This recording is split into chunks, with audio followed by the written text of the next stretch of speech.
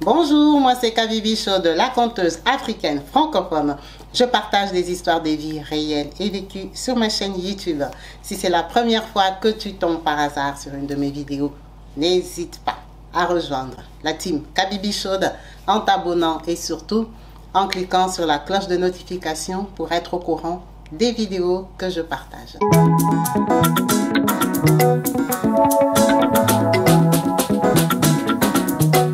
Partout dans le monde, sans exception, abonnez-vous sur la chaîne YouTube Kabibi Chaude TV.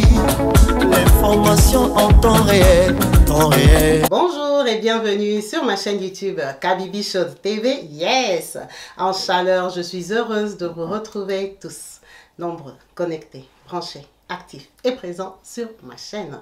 Merci à vous tous qui n'avez pas hésité à rejoindre la chaîne en vous abonnant et surtout à cliquer sur la cloche de notification pour être au courant des vidéos que je partage et surtout quand je suis en direct. Merci à vous tous qui n'hésitez pas à encourager justement par vos commentaires multiples et différents au bas des vidéos qu'on partage toutes ces personnes qui ont dévoilé leur histoire, leur intimité, leur partage personnel. Merci beaucoup la team, vous faites un travail formidable. Comme vous savez, vous pouvez me contacter sur le numéro WhatsApp qui s'affiche au bas de toutes mes vidéos et dans le générique. Le numéro de Kabibi Chaude pour partager la vôtre. Ça sera avec plaisir qu'on va en parler, débattre et apprendre de vous. Merci à vous tous. Aujourd'hui, nous avons une histoire qui nous vient de loin. Comme je vous ai dit, je suis en déplacement, je suis en week-end. Donc, permettez la qualité de vidéo, de son. J'espère qu'on va le faire avec la connexion de l'hôtel n'est pas top. Merci la team pour votre compréhension.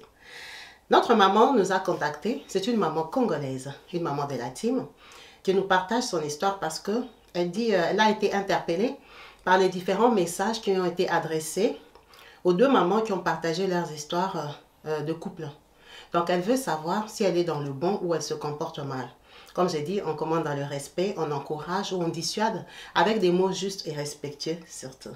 Merci pour votre effort. Alors, maman Jeanne nous a contactés et nous dit ceci.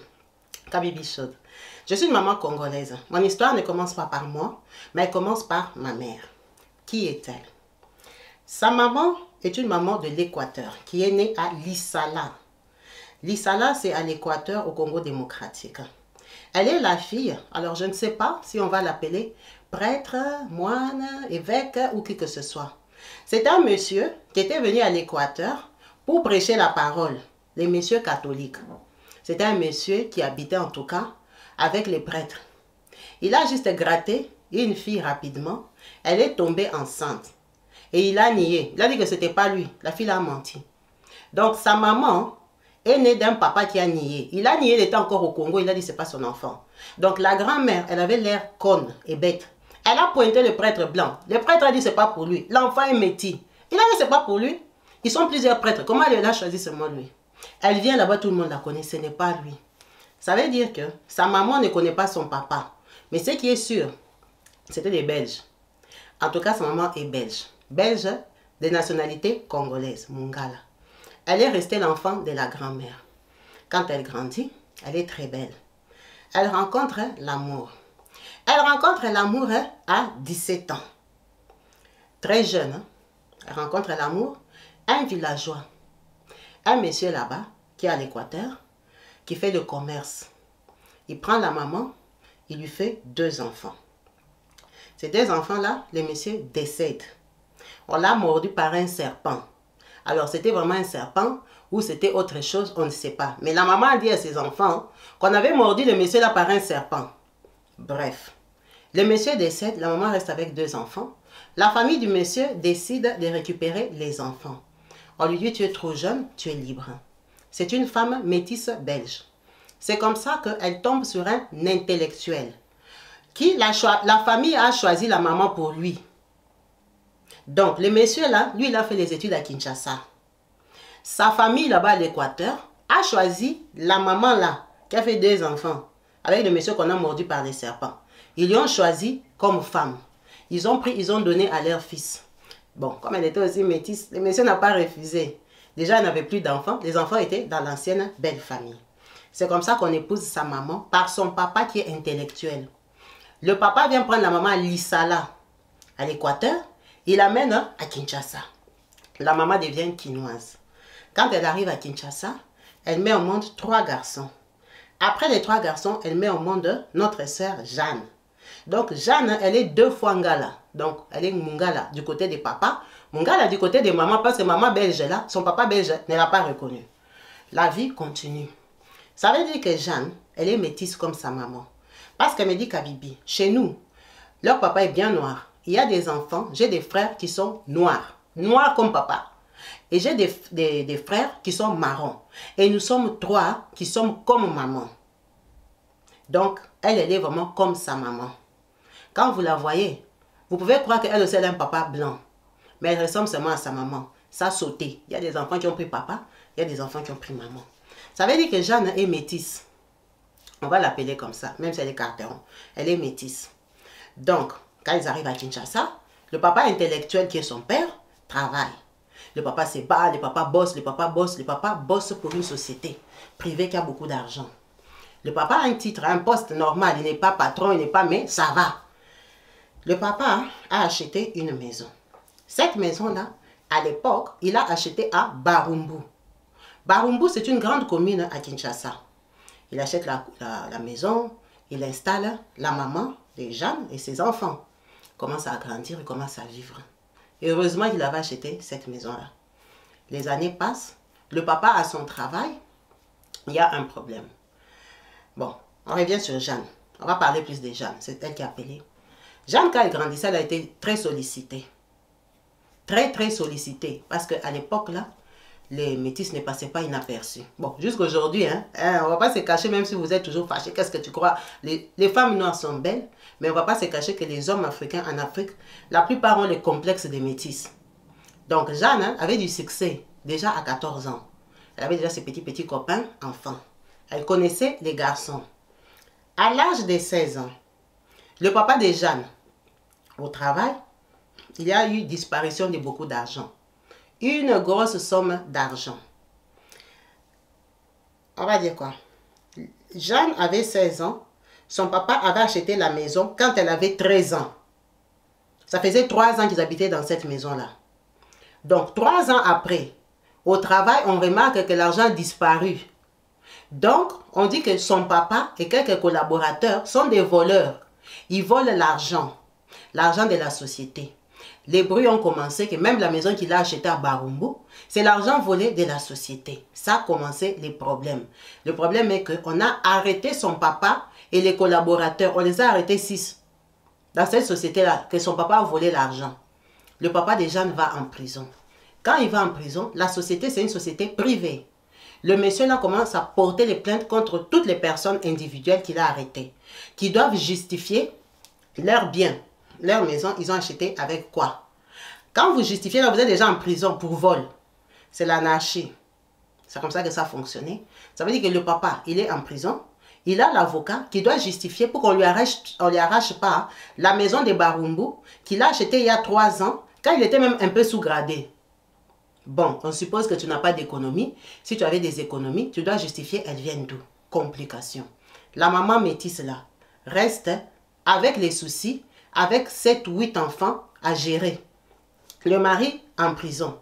Les 2 autres enfants là sont là-bas à Lissala. On s'occupe d'elle dans la famille du papa. Ça veut dire qu'elle a la pression. Elle n'a pas fait d'études. Elle était la femme du papa. Elle va faire comment? Elle commence à pleurer. Elle commence les soucis. Jeanne est métisse. Jeanne décide de prendre sa vie en charge. La vie de ses frères et sœurs parce qu'elle est sollicitée. Elle dit qu'à Bibi, moi je suis passée des jeunes garçons à bon tonton parce que je devais sauver ma famille, pas parce que je les aimais. J'ai commencé un peu à regarder les tontons là qui me draguaient, qui disaient quoi, qui pouvaient faire quoi pour moi. C'est comme ça que Jeanne commence à choisir des petits tontons là. Son premier tonton qu'elle m'a dit qu'elle avait choisi, c'était un monsieur qui vendait les pneus. C'était un Nigérian. Vous voyez les gens, les Nigérians là, qui sont venus s'installer au Congo, qui ont les boutiques. Ils ont des petites boutiques, ils vendent les pièces de rechange et tout ça. Elle a commencé à sortir avec lui. Il l'a dépanné. Et après, c'est dans ces magasins-là qu'elle est tombée sur un monsieur qui s'appelle Raphaël. Tonton Raphaël. Tonton Raphaël était le fournisseur des pneus au gare là qui vendait les pièces de rechange. Il vendait ces pièces de rechange qui venaient de Chine, du Nigeria, de partout. Mais les pneus, c'est tonton Raphaël hein, qui fournissait. Quand tonton Raphaël vient voir le gars là pour faire les trucs, ah, il trouve une Congolaise qui brille dans la boutique. Maman, toi tu achètes les pneus, tu as quelle voiture? Oh non, moi je suis genre la copine. Maman, la copine d'un Nigérien. Nous sommes là, les bons tontons. Il a tout fait, il a récupéré notre sœur Jeanne. Papa Raphaël a récupéré Jeanne, mais tonton Raphaël hein, était marié. C'était un bon tonton qui avait l'argent. Un monsieur beaucoup plus âgé. Il avait déjà la quarantaine. Quand elle a rencontré Jeanne, qui avait 17 ans, fraîche, toute mignonne. Il prend Jeanne, il est traumatisé par la beauté de Jeanne. Elle est fraîche, elle est jeune, elle est métisse. Il commence à entretenir Jeanne. Il sort, il commence à dépanner Jeanne les bons sous, plus que le Nigérian. Et Jeanne a laissé, non? Papa est en prison. Nous sommes beaucoup chez nous. Mes soeurs, au lieu d'être métisses comme moi, elles sont sorties noires. Elles n'ont pas le succès que moi j'ai. Je suis la plus grande. Parce qu'avant, il y a les garçons. Si ces garçons-là même c'était des filles, ça allait être autre chose. Mais les garçons, ils vont trouver l'argent où? Toute la famille commence à regarder Jeanne. La maman, elle est indignée, mais elle n'a pas de force. Elle n'a pas de puissance, elle tolère. Jeanne commence à ramener l'argent. Tonton Raphaël commence à faire les provisions. Il commence à faire les courses. C'est lui qui prend charge de la maison de la maman de Jeanne. Ça se passe bien. Elle vit avec lui jusqu'à 19 ans. À 19 ans, Jeanne tombe enceinte de tonton Raphaël. Il n'y a pas de choix. C'est lui qui prend soin d'eux. Le papa là-bas, il est en prison. L'avocat tourne gauche-droite. On veut même les déloger. Oh, la maison va être scellée. Le papa n'arrive pas à expliquer l'argent venait d'où. Oh, ils ont volé l'argent, ils ont fait tomber la compagnie. Les autres là, dégâts. La maman maigrit comme ça. Souci sur souci. Quand tonton Raphaël entend tout ça, en tout cas, il devient le sponsor. Quand il arrive à la maison, la maman déjà lui donne la chaise. Elle n'a pas le choix. Vous voyez les genres de maisons que tu sors avec une petite fille, toi tu as un papa barbu. La belle-mère là, la maman là, elle te donne les fauteuils. Papa attends là, on part l'appeler au coin. C'était comme ça chez les Jeanne. Papa Raphaël la supporte. Jeanne tombe enceinte. Jeanne accouche d'un enfant. Elle accouche de l'enfant chez eux. Ça veut dire que les frais doublent. La maman ne veut pas qu'elle parte. Elle-même aussi ne veut pas partir parce qu'elle a 19 ans. Dès qu'elle accouche un, le monsieur voit que la route est libre. Il fait quoi? Il met le deuxième. Elle accouche du deuxième garçon. Elle a accouché 2 garçons à Kinshasa.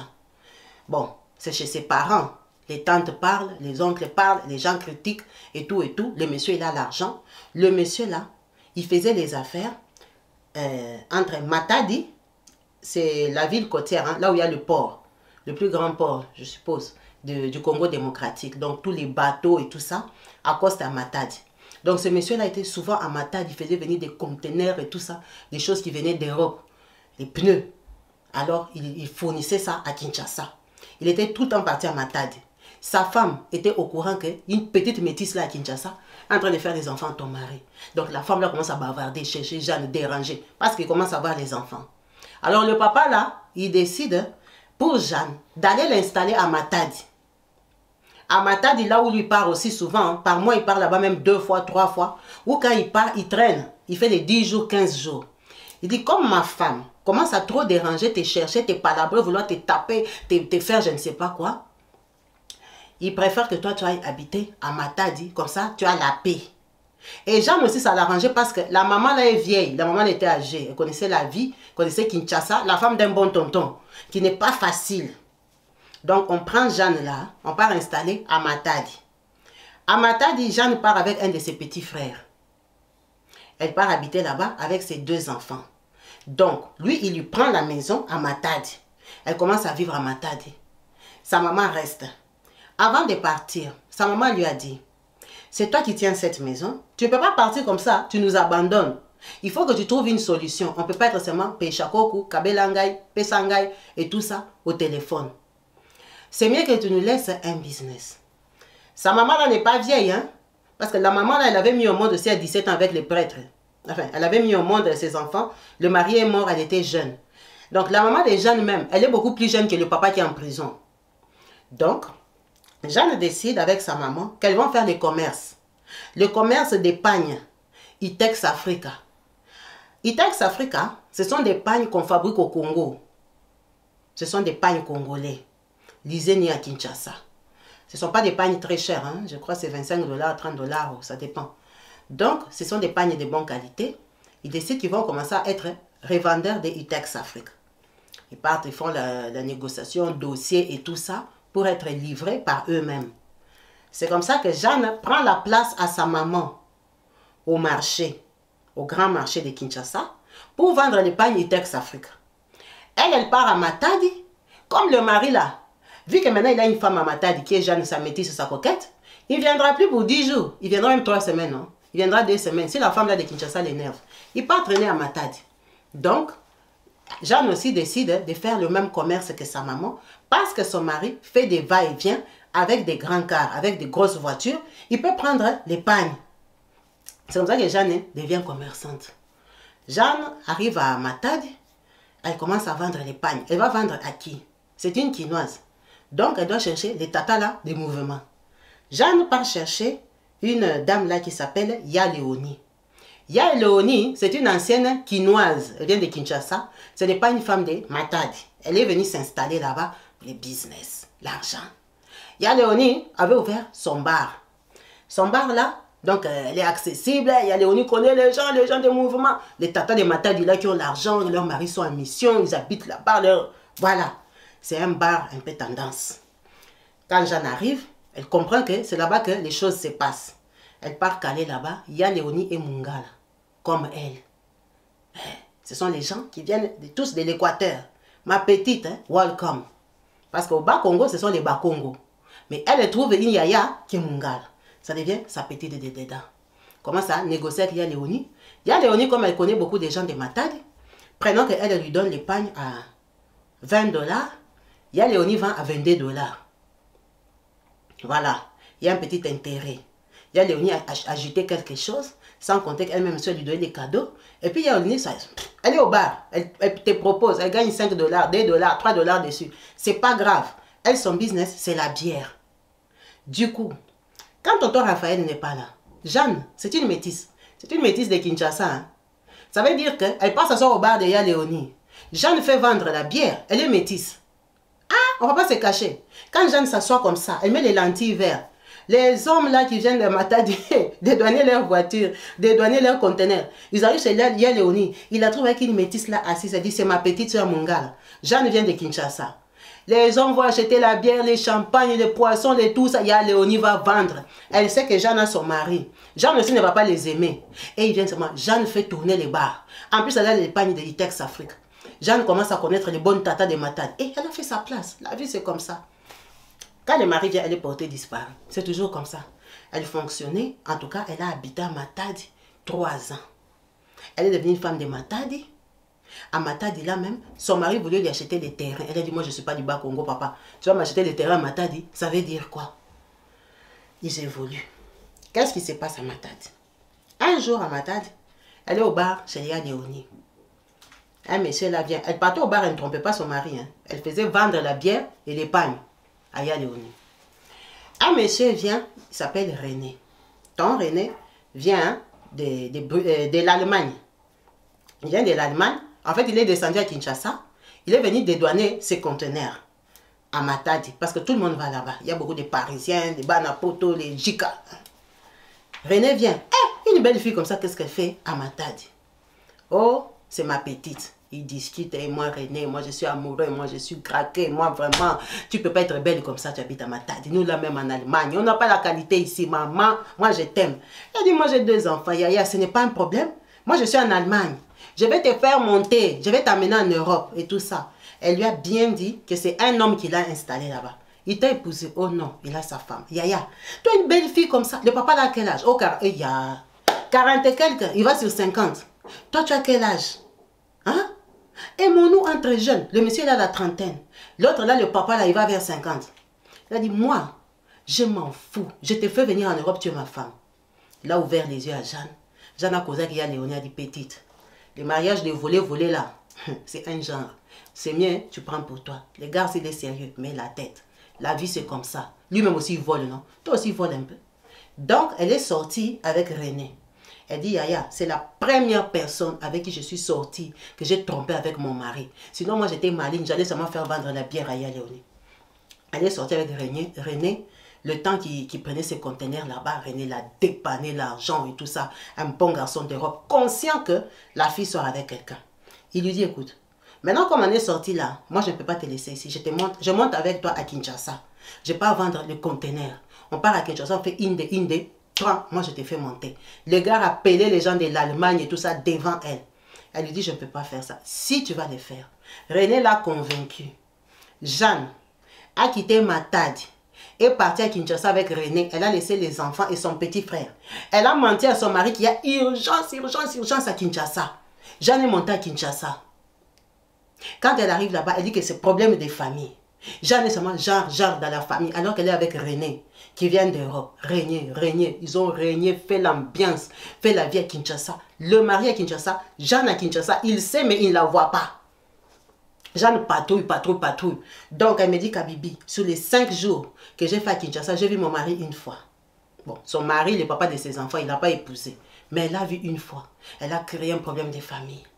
Le mari l'a donné l'argent pour les problèmes de famille. René a vendu les choses du conteneur pour Jeanne. Il lui a donné l'argent. René a compris qu'elle peut signer pour lui.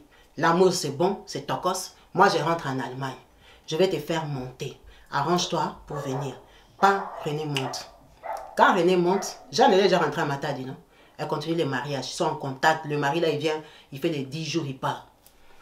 Contact. Comme René sait que c'est la femme de quelqu'un, il temporise. Il sait que je monte bien les dossiers, la petite ici, je vais la récupérer. C'est comme ça que René, 4 mois après, il appelle Jeanne. Comme c'est là, c'est bonbon. J'ai un vieux à moi, il s'appelle Vieux Gilles. Vieux Gilles, c'est un Parisien. Il va te faire monter. Le vieux là descend sur les territoires. Viens à Kinshasa. Toi, comme c'est là, il faut que tu montes à Kinshasa, tu montes. Mais malheureusement, il n'y a pas pour les enfants. Pour les 2 enfants. Comment je vais faire? Je ne peux pas laisser les enfants à Matadi parce que moi, je sais que je suis en train de fouiller poudre d'escampette. Je ne peux pas laisser les enfants ici. Et la maison, petite, abandonne. Tu viens chercher ta vie. Jeanne a signé. Elle est déjà à Matadi. Hein. À Matadi, là, on vend tout. Jeanne a pris les preneurs. Les preneurs, elle a vendu toutes les choses de la maison. Tous les meubles, les frigos, les congélateurs, elle a vendu.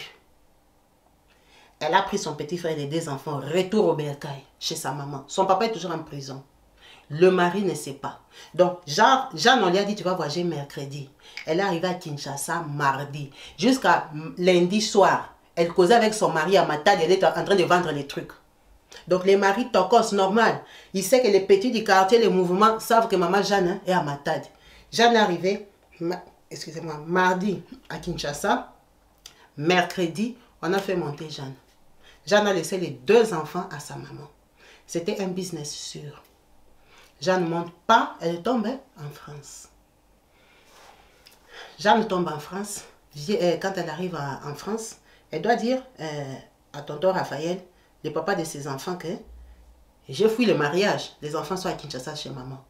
Quand elle arrive en Europe, elle lui dit, oh chérie, tu vois, quand j'étais venue à Kinla, c'est parce qu'on a une tante et tout ça, elle invente un truc. Quelle tante? Oh, on a une tante qui vient d'où? Oh, une tante comme ça, c'est une tante de maman, elle est métisse comme moi, elle m'avait dit qu'elle va m'envoyer comme si je viendrais en Europe et tout et tout. Tu vois, je ne voulais pas te brusquer et tout et tout. Donc, toi, tu es en Europe? Oui, je suis en Europe. Ah! Toi, tu es ma femme, tu fais des démarches pour l'Europe, tu ne me dis pas. Oh, c'était seulement pressé. Elle a composé le papa de ses enfants. Oh, les enfants sont restés chez maman. Il a dit, c'est pas possible. Ce n'est pas possible. Moi, les enfants, je ne peux pas les récupérer. Ma femme ne va pas accepter. Tu étais à Matadi. Et la maison. Oh, la maison, j'ai abandonné la garantie. Et les affaires. Oh, les affaires. Elle a... Et les maris étaient déçus. Déçus. Il a dit, c'est pas possible.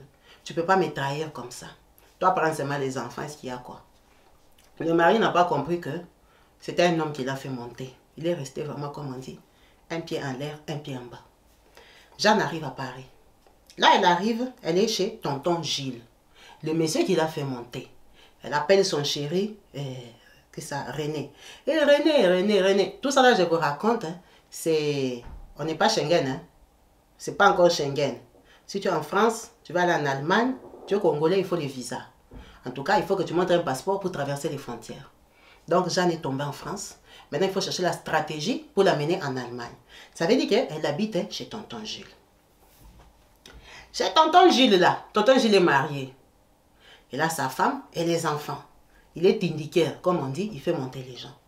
Mais par contre, chez tonton Jules, il y a un monsieur qui s'appelle Raoul. Tout ça que je vous raconte là, Jeanne a les 24 ans, 24-25 ans. C'est une jeune fille, jolie métisse. Elle a les 25 ans.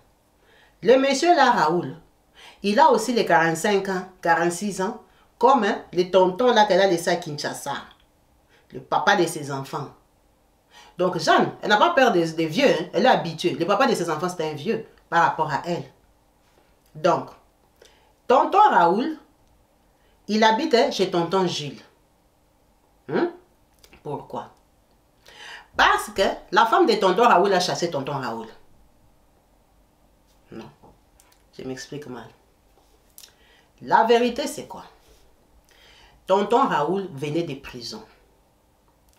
Tonton Raoul, c'est un monsieur qu'on chante par tous les musiciens. Si je cite son nom ici, les Congolais le connaissent. C'est tonton-là. Dans les chansons des Madilou, les anciennes chansons des Zaïko, vous voyez un peu la génération là. C'est un tonton qu'on chantait. C'était un tonton féminin, frappeur. Comme on dit, arnaqueur, voleur. Pour juste dire le vrai mot. Les gens qui faisaient les chèques, les arnaques. Il venait de la prison. Quand il était parti en prison, il avait laissé l'argent chez lui et l'argent du business que ses amis avaient caché. Quand il est en prison, sa femme Ma Rosa, Tata Rose, hein? Ça s'appelle Rose. Sa femme Maman Rose, avec qui il a 2 enfants, Tania et Eric. Maman Rose a bouffé l'argent de tonton Eric. Elle a fait la vie. Toi tu es parti en prison. Elle a fait la vie. Elle ne s'est pas pris d'autre mari. Parce qu'on l'avait condamnée pour 7 ans. Quand elle vient chez tonton Gilles, son mari là, le monsieur là, Raoul, là, il venait de faire 2 ans de prison. On l'a libéré. Donc il habite chez Jules. Parce que Jules c'est son ami. Jules qui fait monter les gens là, qui viennent d'Afrique, il fait aussi le faux business. Il les passe partout. Donc Gilles fait le business et puis il fait monter les gens d'Afrique. Donc quand sa femme Rose, on a arrêté Raoul, elle a commencé à sortir avec les petits garçons, les jeunes, non, qui savent que le vieux là est en prison. Elle a tellement aimé un qu'elle a mis dans la maison. Elle est fait entrer dans la maison parce qu'elle sait que le gars est parti pour 7 ans. Hé, maman, elle ne va pas supporter, elle supporte quoi? Elle ne va pas supporter. Quand maintenant Raoul sort, le petit là habite dans sa maison. Ça veut dire que Raoul ne sait pas où aller, il vient habiter chez Jules. J'espère que vous m'avez compris. Donc Raoul habite chez son ami Jules qui est marié. Et elle, notre sœur Jeanne, vient de Kinshasa, c'est Jules qui l'a amenée. Vraiment. Le terrain est bon. Raoul regarde comme ça. Hé, petite, tu me connais? Oh, je t'entends dans les chansons. Tu connais telle chanson de Madilou? Allez, viens, on danse. Quand il danse comme ça, là, on met les noms de tante Raoul. Lengi. Il danse comme ça, la petite troublée. Tu étais à Kinshasa. Hein? Quand tu mettais les chansons de Madilou, tu entends seulement Kabibi chaude. Maintenant, tu vois Kabibi en face, dans la maison. Paniqué comme ça, tremblé. C'est comme ça que Raoul dit à son ami Gilles, la petite ici va rester en France. Elle ne part pas. Oh, Gilles lui dit, comment ça, elle ne part pas? C'est René qui a payé pour elle. Elle est en train de partir en Allemagne. Il dit, non, dis à René, il n'y a pas les papiers pour la faire arriver en Allemagne. Elle va traîner ici. Le problème, c'est quoi? Le Raoul, là, il venait de prison. Quand il est sorti de prison, il avait son argent caché en dehors de ce que sa femme connaissait. Donc, il est sorti, il avait l'argent. Quand il est sorti là, il avait l'argent. Il habitait chez Gilles avec l'argent. La bière, l'alcool, il apprend. Il amène au restaurant. Elle vient de Kinshasa. Au lieu de d'avoir une carte, que tiens là-bas, toi, tu es métisse, c'est facile. Mets la carte là dans la poche, on se promène. Il amène au restaurant.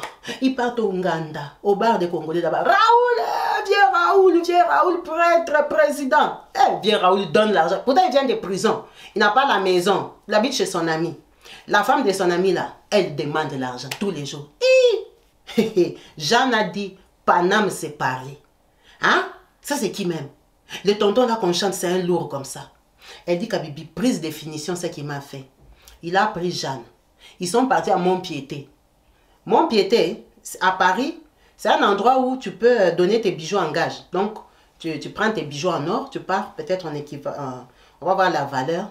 On dit ça vaut 10 000 euros. Mais nous, on va te prêter 6 000 euros ou 7 000 euros. Si tu ne rembourses pas nos 7 000 euros, ça devient pour nous. Si la date limite, le délai, tu ne viens pas payer la dette, tu vas commencer à payer des pourcentages ou quoi, un truc comme ça. Moi, je n'ai jamais fait ça, mais apparemment, mon piété, c'est ça qu'on fait là-bas. Il a amené à mon piété. Ils sont partis récupérer les bijoux. Il dit, tu vois les bijoux à l'ancienne là, que même Madilou lui-même il portait. Madilou, le musicien là congolais, il est déjà décédé personnellement. Elle dit, tu vois les bijoux que les Madilou portaient là, les longues chaînettes en or comme ça.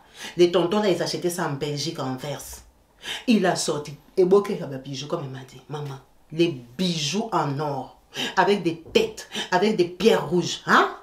Panique totale générale. Elle dit, les types ici, c'est qui? Elle dit, toi, tu vois qu'on méchante pour rien. Le tonton Raoul là, avait les bijoux en or. Il avait l'argent, il ne sait pas combien. Elle a dit, René là même qui m'a payé les billets. Et René là, je ne l'avais pas vu avec l'argent comme ça. Maman est restée là-bas, il vend les pagnes des Tex Afrique. Je lui ai laissé 2 enfants. Le papa de mes enfants est en train de bouder, de trembler pour sa fausse femme là qu'il trompe avec moi. Moi, je vais laisser l'argent si je pars où. Quand elle m'a arrêté à la frontière de France-Allemagne, moi, je ne pars pas. Je vais caler ici. Elle a abandonné René. René a commencé à chercher Gilles. Gilles, ma femme. Oh, il n'y a pas de papier. Oh, ta femme a déjà quitté ma maison. Elle a quitté la maison comment? Ah, moi, je ne sais pas. Un jour, elle m'a appelé. Elle m'a dit que tu as envoyé quelqu'un pour la prendre. Elle a pris ses bagages, porté disparu. Gilles a nié, là, lavé les mains. Alors qu'elle, elle est avec Raoul. C'est comme ça que vient Raoul. Les petits, pan, palais. On lui a donné la maison. L'appartement par ses petits. Quand on lui donne l'appartement, c'est l'appartement des gens. Vous voyez un peu cascade. Regardez un peu la qualité de tonton Raoul. Il ne peut pas avoir une maison droite. Donc, c'est une maison business. Il prend Jeanne. Ils partent entrer là-bas. Jeanne écarte bien. Porte la grossesse de vieux Raoul. L'argent. Vieux Raoul a l'argent, c'est un businessman. Il est déjà habitué. Il dit, petite, moi, ma deuxième adresse, c'est la prison. Faut pas paniquer. Tu vois ma fausse femme là? Elle n'a pas le cœur. Elle pensait que moi, je vais taper 7 ans de prison. Moi, j'ai les raisons. J'ai les enfants français. J'ai les enfants ici. Parce qu'avec maman Rose, sa femme là qui a pris les petits gigolos, ils ont 2 enfants, Tania et Eric, qui sont des Français. Il a 2 enfants français. Donc, lui, sa deuxième adresse est en prison. Il a les courriers là-bas en prison, il a les courriers aussi dehors. Ce n'est pas un problème. Maintenant, maman Rose a eu la tension. Quand elle a vu seulement Jeanne, pour maman Rose, elle s'est dit que le faux type ici, Raoul, il est sorti de prison. Il a fait venir une métisse de Kinshasa. Alors que la métisse est venue avec l'argent de quelqu'un d'autre. Vous voyez comment les rumeurs, les fausses trucs se racontent. Donc la femme, la Rose, est convaincue que son mari a fait venir Jeanne de Kinshasa. Alors que Jeanne allait ailleurs. Son mari a seulement coupé la route. Il prend Jeanne, il met dans la fausse maison là. Jeanne tombe enceinte. Pour sécuriser le terrain, tonton Raoul a dit qu'il va lui organiser les papiers. Jeanne avait entendu qu'il a les enfants français. Jeanne ne comprend rien au papier. Jeanne part accoucher. Tonton Raoul a la carte d'1 an. Tellement qu'il fait les prisons. On lui a même jamais donné la carte de 10 ans. On ne peut pas seulement les chasser de la France parce que il dépensait pour ses enfants. Ses enfants étaient à l'école privée et tout et tout. Il prenait soin des enfants. Quand maman Rose l'a chassé, elle l'a mené au tribunal. Il a commencé à payer pension alimentaire. Donc, le vieux Raoul là, il est légal en France. Il paye la pension alimentaire de ses enfants français. Donc, il a la carte d'1 année. Ils partent là-bas. Elle, Jeanne, elle accouche. Tonton Raoul passe signer l'enfant. Il a dit, lui, il ne donne jamais ses enfants cadeaux aux gens. Il n'aime pas les sales blagues comme ça. Lui, il reconnaît ses enfants. Il part signer avec carte d'1 an. Il n'y a pas de documents. Elle accouche les 2e. Pas de documents. Elle accouche les 3e. Pas de documents. Hein? 3 enfants en France. Tu as déjà tapé 7 ans sans papier. Elle vit de tonton Raoul. Tonton Raoul, c'est un businessman. Aujourd'hui, il a l'argent. Il règne avec 4 mois. Vous achetez les Gucci, les Chanel et tout ça, tout ça, tout ça. Après, il devient pauvre 7 mois. Vous commencez à vendre 1, 2, 3, mon piété. Après, il a encore l'argent. Vous vivez, vous vivez. Il a tapé 7 ans dehors. Jeanne a mis au monde les 3 enfants. Quand elle met au monde les 3 enfants, ils font 3 ans comme ça, elle est toujours sans papier, commence à pleurer. Maintenant, moi, je n'ai pas les papiers. Toi, tu as la carte d'1 an. Maintenant, on a refusé de te donner 10 ans. Maintenant, moi, je ne peux pas travailler. Je suis rien. Je dépends de toi. La maman vendit Tex Africa jusqu'à épuiser. Le papa est décédé. Son papa est décédé en prison. Il fallait enterrer le papa. Elle n'a pas l'argent pour aller à Kinshasa. Elle n'a pas l'argent pour payer les deuils. Tonton Raoul, comme il est connu, là, il a cherché l'argent. Elle a envoyé 3000 euros. On a sorti le papa de la prison. Le papa est mort. On a enterré le papa à Kinshasa. La maman est restée. Terrain compliqué. La maison, on va arracher et tout et tout. Wow! Ça a dépassé Jeanne. Elle a dit, je ne peux pas. Je ne peux pas continuer comme ça. On lui a dit, tu peux écrire hein, au préfet. À messieurs les maires, au préfet et tout ça. Tu écris la lettre que tu as 3 enfants.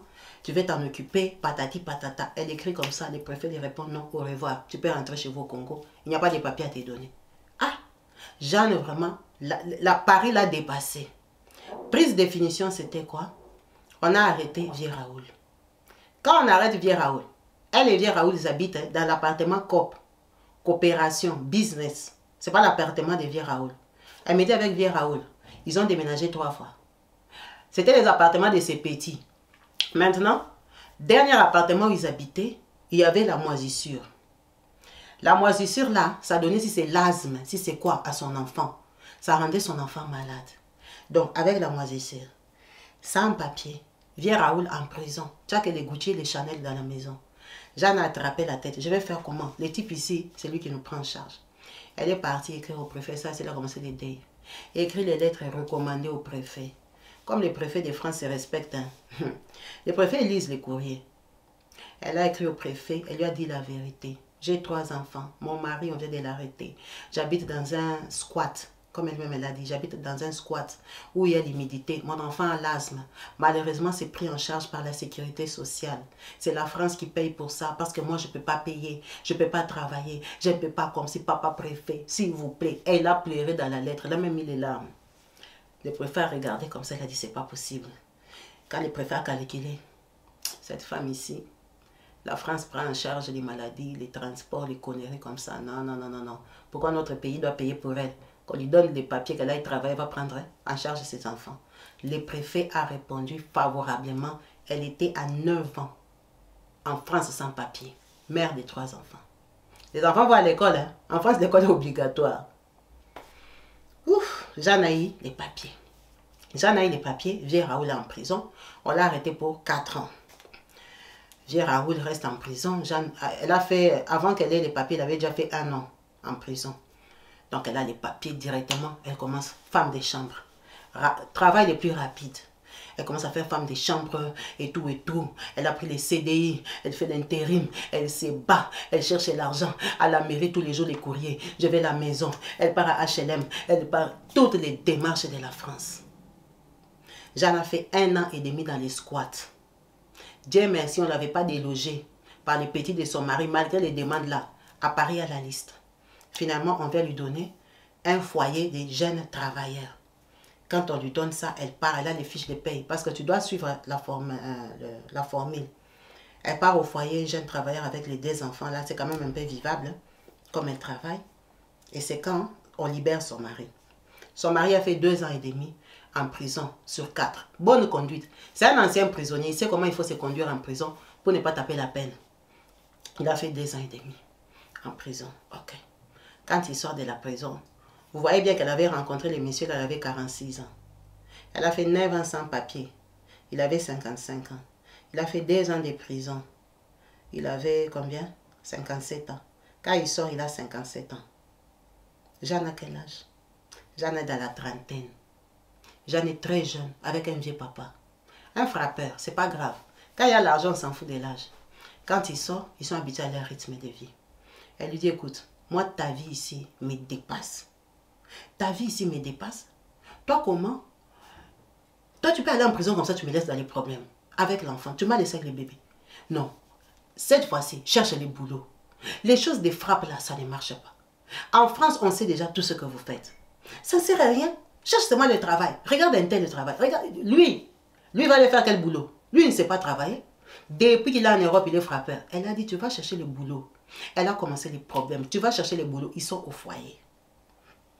Vieux Raoul a accepté pour la maison, pour qu'il mette son adresse. Parce qu'elle habite au foyer. C'est comme ça que Vieux Raoul, il accepte d'aller s'inscrire à l'agence d'intérim. À l'agence d'intérim, là, ce n'est pas lui qui part travailler. Il n'a pas le courage, il n'a jamais fait ça. Maintenant, c'est compliqué avec son âge de 57 ans de trouver quelqu'un qui peut travailler pour lui. Ça veut dire que c'est compliqué. Il y a des jours, lui-même, il part travailler. Il y a des jours, il part pas au travail. Mais quand même, ils arrivaient à avoir des fiches de paye. Ils ont montré au truc HLM. On a donné la maison à Jeanne. On donne la maison à Jeanne à Saint-Denis. Quand même, c'est mieux que rien. Grand appartement. À Saint-Denis, il y a des grandes maisons. J'ai oublié de vous dire.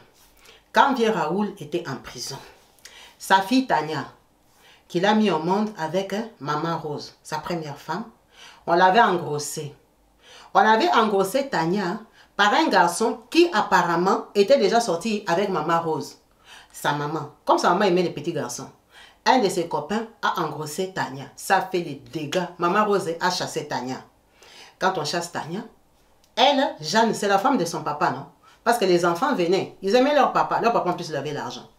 Donc, Tania était venue habiter avec Rose. Tania habitait avec Rose dans la maison là quand habitait avec Jeanne. Quand Jeanne était en train d'écrire au maire, elle habitait avec Tania. Elle dit, tu vois ce qui m'est sauvé? Et que comme Tania était enceinte d'un garçon là, ce garçon-là donnait l'argent à Tania, les provisions. C'est comme ça qu'on survivait pendant que lui il était en prison et que le maire ne m'avait pas encore répondu. Donc Tania était comme un sauvetage pour moi. Elle a accouché chez moi. C'est moi qui commençais à garder son bébé. Elle sortait avec les garçons là. Elle et sa maman, chien et chat. Elle ne s'entendaient plus. Les garçons là m'a sauvé. Jusqu'à ce que, quand on m'a donné le foyer, je ne pouvais pas aller avec Tania. C'est là qu'ils se sont séparés. Ils se sont pris en charge. Donc elle et Tania se connaissent très bien. Même Eric, les enfants de son mari, qui sont grands. Donc, elle et Tania, ça va. Tania a déjà accepté ses enfants. Ce sont ses petits frères et sœurs. Leur papa sort, elle lui dit, tu dois travailler. Le papa travaille un peu, comme je vous ai expliqué là. On leur donne la maison. Quand on leur donne la maison, le papa dit, lui, il arrête le travail. Le travail là, c'était pour la maison. Mais tu arrêtes le travail, pourquoi? Toi, tu veux être seulement voleur. Oh non, c'est pas voleur, c'est frappe. Mais c'est la même chose. Non. Lui, il a dit, il ne connaît pas notre travail. Allez monter sur l'échafaudage, là, il va tomber. Cherche alors même sécurité, il ne veut pas. Il est en train d'aller gauche, droite, gauche, droite. Pourquoi notre maman nous a appelés? Le papa là, son mari, M. Raoul. M. Raoul a arrêté le travail. On va dire, il a arrêté le travail, ça va faire comme... il arrête le travail, donc quand ils ont la maison, ça fait 3 mois, il tombe malade. Quand il tombe malade, on découvre qu'il a quoi? Hernie discale. Hernie discale, c'est une maladie, c'est dans le dos. Ça te bloque, ça te fait mal, je crois que c'est entre les vertèbres. L'hernie discale, là, ça fait mal. Ça fait très mal. On découvre qu'il a des problèmes d'hernie discale, donc il ne peut pas travailler. Mais à la base aussi, il ne travaillait pas. Donc, il n'a pas de revenus. Il n'a pas de chômage. Il est obligé d'être voleur. Mais voleur, là, il faut être aussi en bonne santé pour aller faire les frappes. Le monsieur se retrouve malade à la maison. Elle est en CDI, femme de chambre. Ils ne sont pas mariés, hein, mais c'est son mari. Ça devient hôpital aujourd'hui, hôpital demain. On doit opérer l'hernie discale. Quand on veut opérer l'hernie discale, là, sa femme décède. Maman Rose, la maman de Tania, la première épouse décède. Quand la première épouse décède, les enfants font le deuil et tout ça, elle dit, elle les a supportés parce que leur papa était malade. Les enfants font le deuil, ils enterrent Maman Rose. Le papa sort de l'hôpital avec l'hernie discale. Ça veut dire que les enfants déjà poussés un peu, non, ont déjà grandi. Le problème est que la maison de Vieux Raoul, parce que Vieux Raoul, son mari, il lui a toujours dit qu'il avait une maison à Yolo. Yolo, c'était un bon quartier populaire là-bas à Kinshasa, ça va. À Yolo, il y a des bonnes maisons aussi. Il disait qu'il avait une maison à Yolo. Maintenant, le problème, c'est quoi? Quand lui, il avait acheté la maison, c'était un voleur, non? C'était l'argent des gens. L'argent du fait, l'argent du vol. Il avait acheté la maison là, au nom de Maman Rose. Maman Rose là qui est morte, c'est une femme qu'il avait dotée à Kinshasa, qu'il avait épousée à Kinshasa. Mais quand ils sont venus en Europe, ils ont commencé la vie de banditisme. Ça veut dire que en Europe, ils n'ont pas introduit leurs papiers mariés. Mais ils sont mariés sur au Congo. En Europe, ils ne sont pas mariés parce que lui, il savait qu'il était voleur. Il était fémin. Il ne voulait pas que quand il tombe, on tombe sur sa femme et les enfants. Donc, Maman Rose était son épouse. Et la maison de Yolo, il avait acheté au nom de Maman Rose. Mais au Congo, ils sont mariés.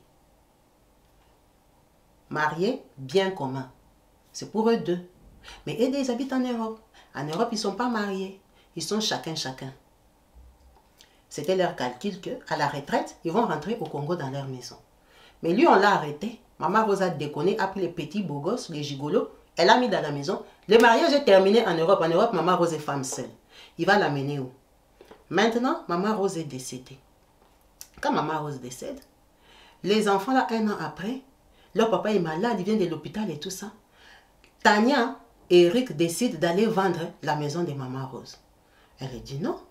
Comment les enfants vont vendre la maison des YOLO? Oh, j'avais mis ça au nom de leur maman, ce sont les héritiers. Elle dit pardon. Toi, tu me disais c'est ta maison. Oh oui, c'est ma maison, mais comme on est marié avec elle à Kinshasa, moi j'avais acheté la maison à son nom. Parce qu'ils étaient mariés. Communauté des biens, il avait acheté à son nom, donc il savait qu'il a aussi les droits sur la maison. Mais maintenant, quand ils sont arrivés en Europe, ils ne se sont pas entendus, ils se sont chassés. Maintenant, elle est décédée. Les héritiers, c'est qui? Ce sont ses enfants. Mais lui aussi, normalement, il a droit. Maintenant, les enfants, là, ont dit, et ils partent vendre la maison. Ils disent, ils ne peuvent pas vendre la maison comme ça. La maison, comme c'est pour eux-mêmes. La maison, c'est aussi pour toi. Mais maintenant, le mari est malade. Il ne peut pas aller à Kinshasa pour aller faire les démarches. Tania, là, dont on parle, elle n'a pas 10 ans. Hein? Elle est maman. Tania, c'est une grande fille. Tania a déjà 30 ans. Ce sont les enfants qu'il avait mis au monde avec Maman Rose. Avec son petit frère, ils sont bien grands. Ils ont dit pas vendre la maison de leur maman. Elle a dit non. Elle a 3 enfants avec lui. Le seul bien de valeur qu'il a, c'est la maison des YOLO. Comment ils vont vendre la maison, ils vont manger l'argent, eux deux, ils vont se partager avec Eric. Maintenant, ses enfants, elle.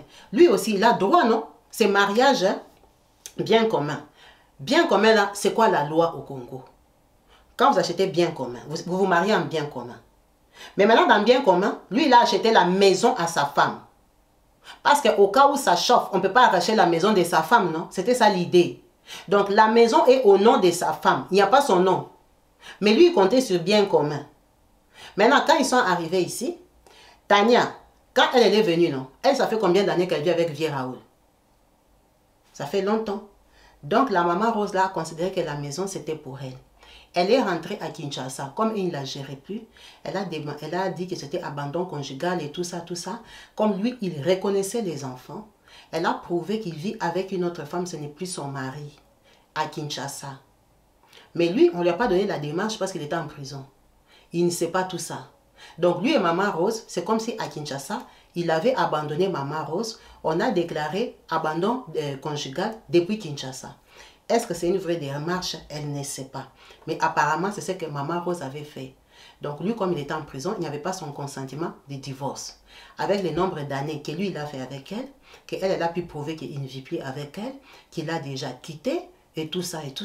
Donc le divorce est déclaré consommé. Maman Rose avait fait ça par jalousie parce qu'on lui avait pris une métisse qui venait de Kinshasa. Donc lui, le papa là, c'est comme s'il n'a plus les droits sur sa maison. Alors moi-même, Kabibi, je ne comprends pas si cette démarche-là est légale. C'est ce que Maman Jeanne a dit, la démarche-là n'est pas légale. Elle n'est pas légale, tu ne peux pas déclarer abandon conjugal. Vous deux, vous habitez en Europe, toi tu décides abandon conjugal au Congo.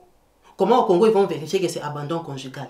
Apparemment, Maman Rose avait prouvé qu'il habitait avec elle. Et qu'il avait les enfants avec elle, son adresse c'était avec elle. Donc les enfants demandaient à papa, papa donne-moi les photocopies de ton identité. L'identité sort ailleurs, la maman a l'adresse ailleurs. Les enfants là, ce sont leurs petits frères. Ils ont pu voler ou prouver que leur papa avait une autre femme avec qui il vivait. Donc il avait d'autres enfants et ils vivaient à l'adresse avec leur maman. Donc leur maman a pu prouver abandon conjugal au Congo. On ne sait pas si c'est les vraies démarches. Mais au Congo, c'est déclaré abandon conjugal, abandon du mariage. Après 4-5 ans, le mariage est déclaré fini, dissolu. Il n'y a plus de besoin qu'on vienne t'appeler, viens signer le divorce. Vous êtes divorcé. Donc quand vous êtes divorcé, la maison revient à Maman Rose. Maintenant, Maman Rose est décédée. Ces enfants, ils vont vendre la maison, c'est leur maison. Maintenant, Maman Jeanne a dit qu'ils ne peuvent pas vendre comme ça. Ça a commencé les problèmes. Maintenant, elle dit, ce qui la surprend. Raoul, on vend la maison, il n'a pas l'argent, il souffre de l'hernie discale dans la maison, il ne peut plus rien faire, il a mal, il ne peut même plus faire. Elle dit, à un moment, il a forcé un peu de faire livraison des lettres, des courriers. Parce que lui là, il ne sait même pas conduire, il n'a pas de permis de conduire à Paris. Il marche à pied. Maintenant, on lui avait dit qu'il faisait le vélo, parce qu'apparemment, ça aide un peu pour l'hernie discale. Il peut faire un peu des vélos. Vous voyez les vélos des postes là, les vélos là qui sont gros là. Il a fait un peu des livraisons des courriers. Il faisait ça 2 fois par semaine. Avec son hernie là qui les dérange.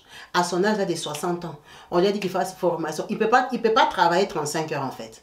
Il est malade. Il est déclaré malade, mais il n'a pas de revenus parce que lui, il n'a pas travaillé en France. Ça veut dire qu'il vit à sa charge. Il vit à sa charge. Maintenant, la colère de notre maman qui a appelé pour nous raconter toute cette vie, c'est quoi? Et que lui, les enfants là sont partis, ils ont vendu la maison. Ils lui ont donné 10 000 euros. Et il a accepté. Comment ils peuvent lui donner 10 000 euros? Parce que Tania et Eric, ils sont nés en Europe. Ils ne connaissent pas Yolo. Ils ont dit qu'ils ne vont jamais habiter là-bas. Ils ne vont pas aller là-bas. Tania, son mari là, qui est sorti avec sa mère, qui a fait l'enfant à Tania, il est éveillé, c'est un parisien voleur, un escroc. C'est moi comme papa Raoul. Un escroc. Tu vois les enfants qui ont grandi avec les escrocs, ils sont habitués aux hommes escrocs. Donc elle-même, elle est partie aimer un homme qui est le genre de son papa. Un 419, un frappeur. Le type là a les yeux braqués sur Tania comme ça. C'est lui qui a géré toute la manigance. Elle dit, elle est même sûre que elle a escroqué Eric dans la vente. Ils ont donné 10 000 euros à Vieux Raoul. Maintenant, il donne les 10 000 euros tellement qu'elle faisait les palabres, les problèmes.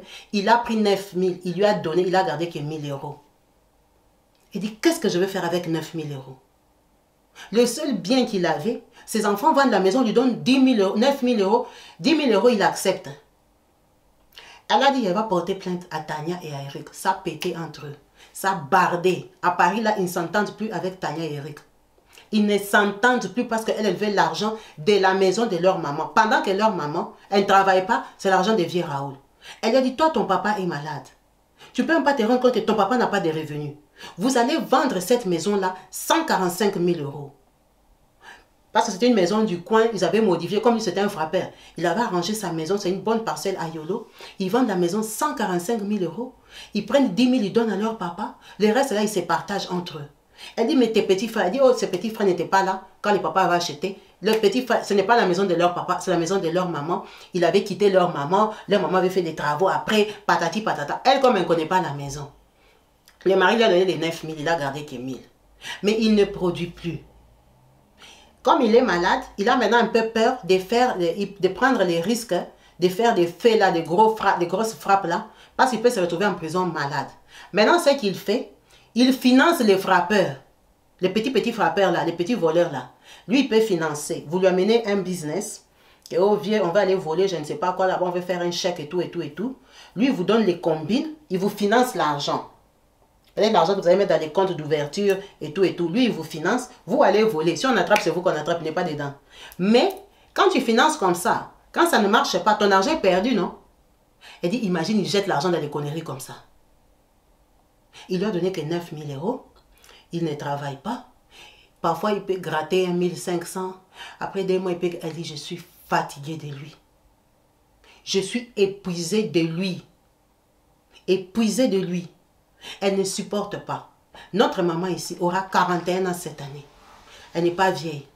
Elle dit, j'ai passé ma vie dans les hauts et bas, dans les conneries avec un vieux mec qui ne veut même pas s'intégrer, qui ne veut pas travailler. Maintenant, il a 60 ans et il a l'hernie discale. Il me sert à rien.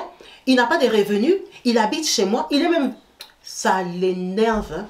Elle nous a appelé. Elle dit, elle veut le chasser. Elle veut le chasser pour faire sa vie parce qu'il ne va pas changer. Il finance des business où on lui prend l'argent. Il a dit, imagine, il a financé un faux business là. On lui a payé 4 500. Est-ce que tu te rends compte qu'il a pris 3 000? Il a allé financer des petits là. On a volé tous les 3 000. Le business des petits là n'a pas marché. Donc il a pris 3 000, il a financé. Comment un homme, il a 4 500. Il te donne 1 500, il prend 3 000, il part refinancer ça. Ça n'a pas marché. Donc maintenant, 1 500 là, il peut te donner ça en novembre. Jusqu'au mois d'avril, il n'a plus un sou. Lui, l'État ne lui paye rien, il n'a rien cotisé. Maintenant, les 1 500 là, quand tu divises par 6 mois, il te donne combien par mois? Elle dit, mais sert à quoi? Il est à ma charge. Ses enfants ont partagé l'argent. La fille lui a donné 10 000. Eric même ne lui a rien donné. Son fils ne lui a rien donné. Son fils lui en voulait parce qu'il avait abandonné à leur maman. Il venait, mais ce n'est pas les gens proches de son papa. Il n'est pas proche de son papa. C'est Tania qui faisait un peu genre. Mais Tania, comme on s'est pris la tête là-bas, l'amitié aussi est finie. Je lui ai dit, Tania, toi tu as habité chez moi. Donc sur les 10 000 que tu as donné à ton papa, moi tu ne peux rien me donner pour tes petits frères. Elle, ça ne la regarde pas. Parce qu'elle a un copain margoulin comme son père. Notre maman Anna là, sa tête peut exploser. Elle a parlé, quand elle parlait, vous sentez le ras-le-bol, la colère, la fatigue. Elle est femme de chambre. Heureusement pour elle, elle est dans une bonne maison. Elle gagne plus que 1500 € quand même. Elle gagne bien, elle est dans une maison, une bonne maison à Paris. Elle dit, c'est moi qui fais tout pour lui. C'est moi qui fais tout pour lui. Et puis le problème est qu'on a la même adresse, mais lui n'a pas de revenus. Ça veut dire qu'elle n'a pas beaucoup d'aide. Elle a dit le problème qu'il n'a pas travaillé. Si même il avait sa maladie là, quand il travaillait, il allait avoir même la sécurité sociale qui les paye et tout ça. Lui, il n'a pas travaillé en France. Il n'a pas de revenus. C'est ça maintenant qui la gonfle, qui la gonfle, qui la gonfle. Elle a besoin d'un conseil. Comment gérer cette situation? Est-ce qu'elle doit poursuivre ses enfants-là pour escroquerie sur la vie de leur papa faible? Est-ce qu'elle doit le foutre dehors, continuer sa vie parce qu'il n'a jamais épousé? C'est elle qui s'occupe toujours de sa maman. Sa maman a déjà vieilli, elle ne vend plus le pain Tex Africa. Elle a une petite sœur à elle qui est partie en Afrique du Sud, qui ne s'en sort pas.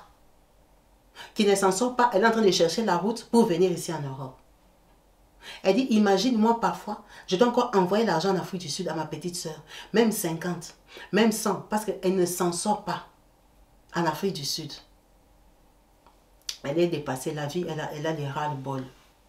Les gens qui viennent maintenant au secours à leur maman, de temps en temps, c'est un de ses fils qu'elle avait mis au monde au premier mariage, qui a grandi à Lissala. Elle ne le connaît pas. Qui a grandi à Lissala. Il fait le commerce avec Kinshasa. C'est lui qui dépanne un peu sa maman. Hein? Quand elle n'a pas les moyens. Les autres là, Kinshasa, ils n'ont pas eu de boulot. Et tous, ils ne se sont pas en sortis. Tu vois, quand votre papa est en prison comme ça, vous n'avez pas les... Vous ne pouvez pas faire de bonnes études. Elle-même n'a même pas des bacs. Hein. Elle n'a pas eu des bacs. Beaucoup de ses frères n'ont pas eu des bacs. Ils ont commencé à tourner là-bas à Kinshasa. Et tous, ils habitent. Heureusement que leur papa avait acheté la maison de Barumbu là. Et tous, ils habitent seulement à Barumbu. On les a déjà engrossés. Les garçons sont venus avec des filles. Elle dit, c'est une parcelle de désordre. Elle dit, tu vois, moi, même depuis que j'ai les papiers, je ne suis jamais allée au Congo. Jamais. Je ne suis jamais allée au Congo. Je suis toujours dépassée. J'ai toujours les problèmes. Alors, elle dit, elle a partagé cette histoire parce que quand elle a vu comment on a conseillé la maman qui a raconté son histoire dernièrement, avec son mari qui fait beaucoup d'abus d'argent sur elle, elle dit comment vous appréhendez cette histoire? Comment elle peut gérer son couple? Parce que ça, ce n'est même pas un couple. C'est un couple de ras-le-bol, des fatigues. Elle dit, ce n'est pas l'âge de mon mari qui me dérange. Je savais qu'il était plus âgé que moi. Mais c'est sa qualité de vie qui me fatigue maintenant. Maintenant, le problème est qu'avec son hernie discale, il ne peut pas faire un vrai boulot. Mais même quand il a l'argent, il continue à investir dans les bêtises. C'est ça maintenant le ras-le-bol. Elle ne peut pas s'en sortir comme ça. Elle est fatiguée. Par moment, elle a envie de tourner la page, recommencer sa vie. Parce qu'elle n'a que 41 ans. Elle est métisse. Elle peut toujours trouver quelqu'un. Elle n'a pas un petit bébé. Non. Elle peut toujours trouver quelqu'un. Donc, elle a besoin d'un conseil, d'un avis, d'une personne autre. Comment vous appréhendez son histoire, comment vous jugez, comment vous aurez réagi, comment vous aurez traité un homme qui ne vous écoute pas, qui n'en fait qu'à sa tête, qui continue à croire dans des choses qui n'existent pas. Les choses des faits là, ça n'existe plus, ça ne donne plus. Merci beaucoup maman. Merci beaucoup pour ton partage, merci pour ton histoire, que je peux bien comprendre, c'est fatigant. C'est fatigant quand vous ne voyez pas la vie de la même façon. Quand tu donnes des conseils, tu te fatigues, la personne est seulement têtue. Il continue à croire à la vie de 1990, aux années 2000. Hein? Quand les gens allaient encore au concert de Papa Wemba, lui, il continue à croire que Paris est toujours comme ça. Alors qu'on a déjà fermé tous les trous. Il n'y a plus moyen de voler. Lui, il est toujours dans son monde des faits, des menteurs, des frappeurs. C'est difficile. Quelqu'un qui a une vie comme ça, c'est comme un vice. C'est comme quelqu'un qui fume la cigarette. Pour lui dire d'arrêter, il sait que c'est mauvais, mais pour arrêter, c'est tout un problème. Tu es dans une grosse difficulté. En tout cas, que Dieu t'aide, te donne la force à surmonter ça. On va lire les commentaires, les avis des différentes personnes qui vont écouter ton histoire, de savoir comment te conseiller, comment faire, comment gérer ce couple. S'il faut t'en débarrasser, s'il faut le laisser, s'il faut continuer ta vie parce qu'il ne t'écoute pas aussi, s'il faut le laisser, qu'il aille faire sa vie de bandit. Sa première épouse l'avait chassé, hein. Il n'est pas mort. Donc, je ne sais pas si toi aussi tu peux les mettre dehors à plus de 60 ans, s'il va s'en sortir ou tu vas culpabiliser. Merci beaucoup à vous tous d'avoir suivi cette vidéo jusqu'à la fin. En espérant lire vos multiples commentaires au bas de la vidéo. Peace and love chez vous. Bye. Partage.